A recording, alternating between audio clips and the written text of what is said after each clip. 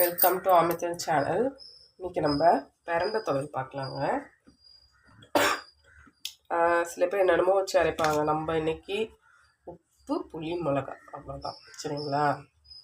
இது வில்லேஜ் ஸ்டைல்ஸ்லாம் பார்த்திங்கன்னா எப்போவுமே எந்த ஒரு துவையல் சிம்பிளாக தான் அவங்க செய்வாங்க. எங்கள் அம்மாலாம் சொல்லியிருக்காங்க. இது கருவேப்பிலை அப்படியே பிரிச்சுட்டு வருவாங்களாம், அலசிட்டு உப்பு, புளி, மிளகா வச்சு அப்படியே அம்மியில் அரைச்சி தாளிக்க கூட மாட்டாங்களாம். அப்படியே சாப்பாடில் போட்டு சாப்பிடுவாங்களாம். அவ்வளோ டேஸ்ட்டாக இருக்கும். அதை சாப்பிடும்போதெல்லாம் எனக்கு அவ்வளோ முடி வளர்ந்துச்சு அப்படின்னு சொல்லுவாங்க. நம்ம அம்மிலாம் இங்கே அரைக்க முடியாது. அதனால் நம்ம கொஞ்சம் அந்த இதை ஃபாலோ பண்ணுவோம். இன்றைக்கி நல்லெண்ணெய் தாங்க பேன் வச்சுட்டேன். நல்லெண்ணெய் ஊற்றி நான் அதாங்க எடுத்துருக்கேன். பிரண்டை 5 க்ளீன் பண்ணி வச்சுருக்கேன். மிளகாய், புளி, உப்பு போடணுங்க. அவ்வளோதான்.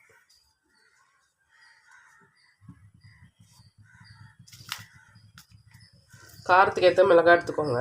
இதை நான் நிறையா இருக்குது. நான் வந்து ஒரு 5 மிளகாய் போடுறேன் அதுக்கு.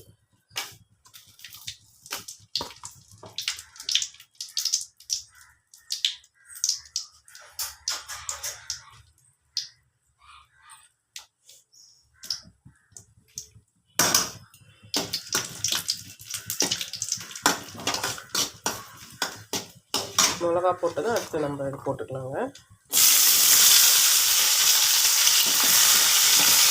பார்த்து போடுங்க. தெரிக்குது தண்ணியை நம்ம கழுவணும் இல்லைங்களா? தண்ணி இதனால தெரிக்குது.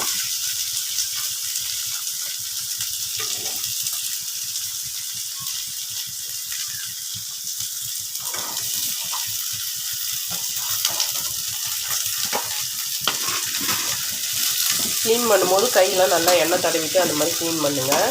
இல்லைன்னா கவர் கையில் போட்டுக்கிட்டோம் க்ளீன் பண்ணுங்கள். கையெல்லாம் அரிக்குது சொன்னாங்க. எனக்கு ஒருத்தவங்க ஆஞ்சி தான் கொடுத்தாங்க. அதனால் அவங்க சொன்னாங்க அவங்க கையெல்லாம் அரிக்க ஆரம்பிச்சிச்சு அப்படின்னு சொன்னாங்க.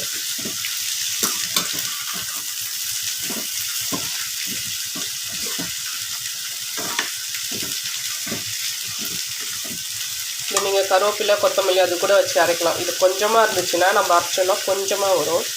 அப்போ கருவேப்பிலை, கொத்தமல்லி அது சேர்த்து அரைச்சிக்கலாம். நமக்கு இன்றைக்கி பிரண்டையே நிறையா இருக்கிறதுனால நம்ம எதுவுமே சேர்க்கல. வெறும் உப்பு, புளி, மிளகா மட்டும் தான் சேர்க்குறாங்க.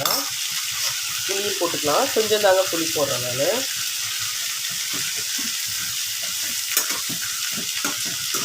இது வந்து ஒரு 10 நிமிஷமாவது வதக்கலாம். வதக்கிட்டு நான் உங்களுக்கு காட்டுறேன். இதே ஸ்டைலில் வதக்கிட்டே இருக்கேன். பாருங்கள், 5 மினிட்ஸ் மேலே வதக்கிட்டேன். கலரும் கொஞ்சம் சேஞ்ச் ஆகிடுச்சு. லைட்டாக அந்த கலர் சேஞ்ச் ஆகிருக்கு. நீங்கள் ஃபஸ்ட்டு பார்த்த விட இப்போ கலரும் சேஞ்ச் ஆகிடுச்சு. நம்ம உப்பு மட்டும் போட்டு தேவையான அளவு உப்பு போட்டுட்டு நம்ம கிளறி வச்சிடலாங்க. ஆறின பிறகு மிக்சியில் போட்டு அரைச்சி எடுத்து தாளிக்க பார்ப்போம். தாளிப்போங்க. அரைச்சாச்சு. நல்லெண்ணெய் தாங்க இருக்கும் ஊற்றணும். நல்லெண்ணெய் நெக்ஸ்ட் கடுகு கொஞ்சம் போட்டுக்கலாம்.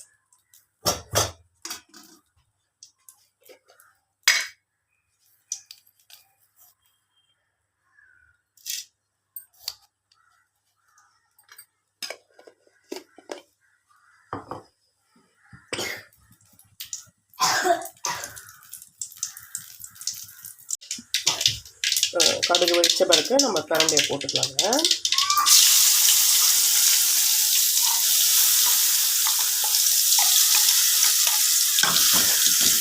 இதை போட்டு கொஞ்சம் கலர் மாறணுங்க. அது வரைக்கும் நம்ம அந்த எண்ணெயிலே போட்டு கரெக்டணும்.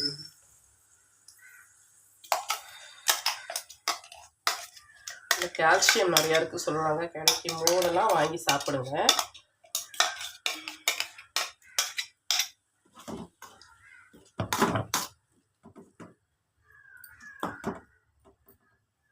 ஒரு 10 மினிட்ஸ் கழிச்சு காட்டும்.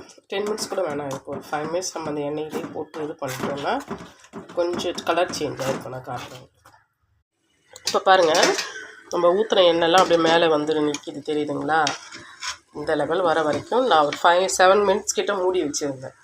அந்த மூடி வச்சு தண்ணிலாம் நல்லா வடிஞ்சிடுச்சு. இதோட அவ்வளோதாங்க. நம்ம ஆஃப் பண்ணிடலாம். இதை ஆஃப் பண்ணிவிட்டு ஒரு சின்ன டிஃபன் பாக்ஸில் மாற்றிக்கோங்க. அதை அப்படியே அடிக்கடி சூடுபடுத்திகிட்டே இருக்கணும். நான் வந்து போன வாரம் வந்து கருவேப்பிலை துவையல் அரைச்சேங்க பாருங்கள். இதில் 1 வீக்காக இருக்குது இது என்கிட்ட. நான் என்ன பண்ணுவேன், தோசை ஊற்றுறோன்னு வச்சுக்கோங்களேன், ஆஃப் பண்ணிட்ட பிறகு அந்த சூடு இருக்கு இல்லையா, அது மேலே எடுத்து வச்சுடுவேன். சாதம் வடிச்சிட்டோன்னா அது மேலே ஹீட் இருக்கு இல்லையா, அது மேலே எடுத்து வச்சுடுவேன். இதுக்காக அடுப்பு பற்ற வச்சு நம்ம சூடுபடுத்தணும்னு அவசியம் இல்லை. இந்த மாதிரி நம்ம செய்கிற டிஷ்ஷு செஞ்சு முடித்த உடனே நம்ம எது மேலாம் ஹீட் இருக்குமோ ஞாபகமாக பக்கத்துலேயே அதை வச்சுருந்தோன்னா அப்படியே அது மேலே தூக்கி வச்சுட்டே இருந்தோன்னு வச்சுக்கோங்களேன், அது ஹீட் ஆகிட்டே இருக்கும். 1 வீக் வரைக்கும் நல்லாயிருக்கும். ஓகே, பாய்.